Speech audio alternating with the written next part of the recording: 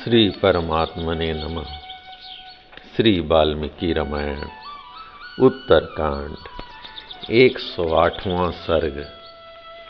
श्री रामचंद्र जी का भाइयों सुग्रीव आदि बानरों तथा ऋक्षों के साथ परम धाम जाने का निश्चय। विभीषण, हनुमान, जामवान, मैंद एवं द्विविध को इस भूतल पर ही रहने का आदेश। जय राम जी की।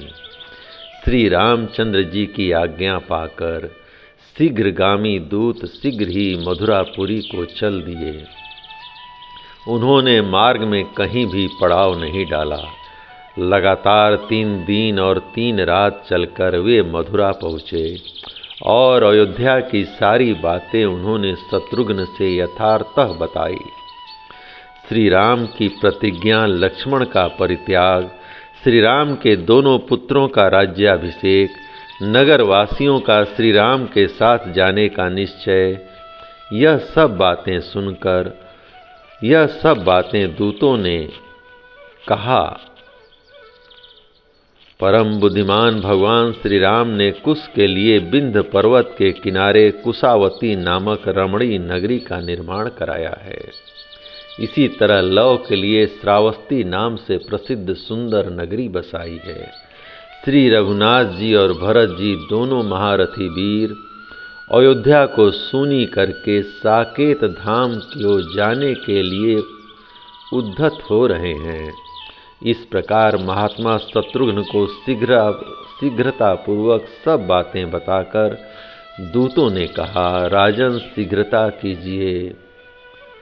अपने कुल का भयंकर संहार उपस्थित हुआ सुनकर रघुनंदन शत्रुघ्न ने समस्त प्रजा तथा कांचन नामक पुरोहित को बुलाया और उनसे सब बातें यथावत कह सुनाईं। उन्होंने यह भी बताया कि भाइयों के साथ मेरे शरीर का भी वियोग होने वाला है। इसके बाद वीर राजा शत्रुघ्न ने अपने दोनों पुत्रों का राज्याभिषेक किया। सुबाहु ने मथुरा का राज्य पाया और शत्रुघाती ने विदिशा का। मथुरा की सेना को 2 भाग करके राजा शत्रुघ्न ने दोनों पुत्रों को बांट दिए तथा बांटने के योग्य धन का भी विभाजन करके उन दोनों को दे दिया और उन्हें अपनी अपनी राजधानी में स्थापित कर दिया। इस प्रकार सुबाहु को मथुरा में तथा शत्रुघाती को विदिशा में स्थापित करके रघुकुल नंदन शत्रुघ्न एकमात्र रथ के द्वारा अयोध्या के लिए प्रस्थित हुए। वहां पहुंचकर उन्होंने देखा महात्मा श्री राम अपने तेज से प्रज्वलित अग्नि के समान उद्दीप्त हो रहे हैं। उनके शरीर पर महीन रेशमी वस्त्र शोभा पा रहा है तथा वे अविनाशी महर्षियों के साथ विराजमान हैं। निकट जा हाथ जोड़कर उन्होंने श्री रघुनाथ जी को प्रणाम किया और धर्म का चिंतन करते हुए इंद्रियों को काबू में करके वे धर्म के ज्ञाता श्री राम से बोले, रघुकुल नंदन, मैं अपने दोनों पुत्रों का राज्याभिषेक करके आया हूँ।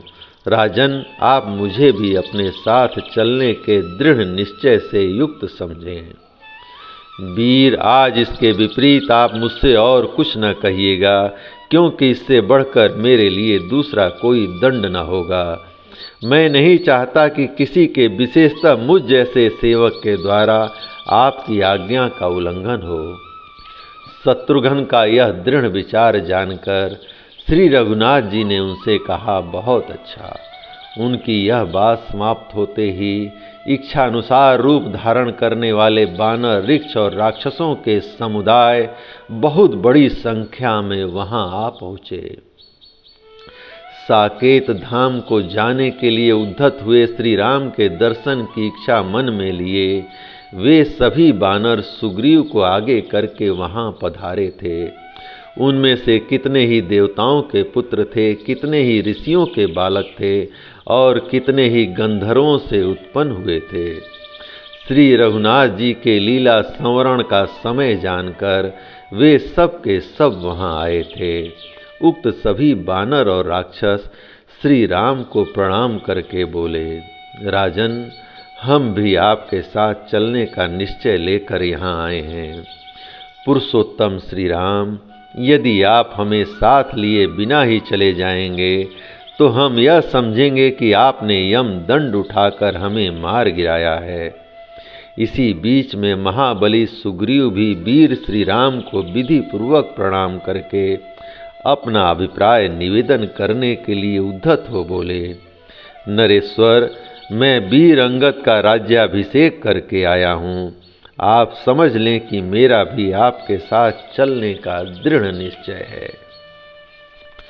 उनकी यह बात सुनकर मन को रमाने वाले पुरुषों में श्रेष्ठ श्री राम ने वानरराज सुग्रीव की मित्रता का विचार करके उनसे कहा, सखे सुग्रीव, मेरी बात सुनो।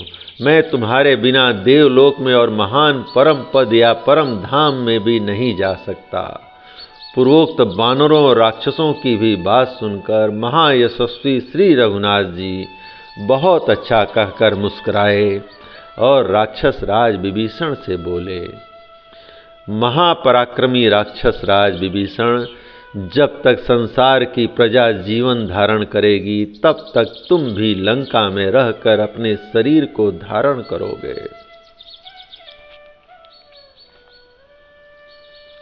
जब तक चंद्रमा और सूर्य रहेंगे तब तक पृथ्वी रहेगी, और जब तक संसार में मेरी कथा प्रचलित रहेगी तब तक इस भूतल पर तुम्हारा राज्य बना रहेगा। जय राम जी की। मैंने मित्र भाव से ये बातें तुमसे कही हैं। तुम्हें मेरी आज्ञा का पालन करना चाहिए। तुम धर्म पूर्वक प्रजा की रक्षा करो। इस समय मैंने जो कुछ कहा है तुम्हें उसका प्रतिवाद नहीं करना चाहिए। महाबली राक्षस राज, इसके सिवा मैं तुमसे एक बात और कहना चाहता हूँ। हमारे इक्ष्वाकु कुल के देवता हैं भगवान जगन्नाथ, श्री शेष साई भगवान विष्णु, इंद्र आदि देवता भी उनकी निरंतर आराधना करते रहते हैं। तुम भी सदा उनकी पूजा करते रहना।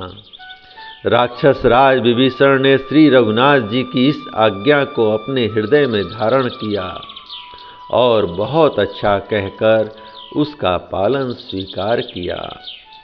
विभीषण से ऐसा कहकर श्री रामचंद्र जी हनुमान जी से बोले, तुमने दीर्घ काल तक जीवित रहने का निश्चय किया है, अपनी इस प्रतिज्ञा को व्यर्थ न करो। हरीश्वर, जब तक संसार में मेरी कथाओं का प्रचार रहे तब तक तुम मेरी आज्ञा का पालन करते हुए प्रसन्नता पूर्वक विचरते रहो। महात्मा श्री रघुनाथ जी के ऐसा कहने पर हनुमान जी को बड़ा हर्ष हुआ और वे बोले, भगवन, संसार में जब तक आपकी पावन कथा का प्रचार रहेगा तब तक आपके आदेश का पालन करता हुआ मैं इस पृथ्वी पर रहूँगा।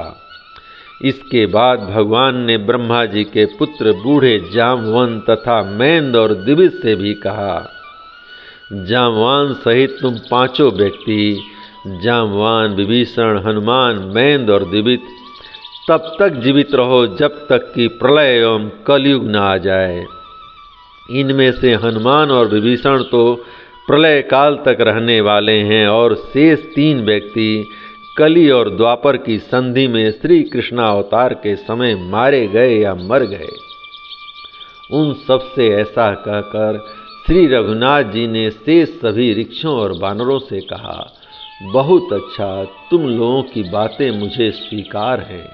तुम सब अपने कथनानुसार मेरे साथ चलो।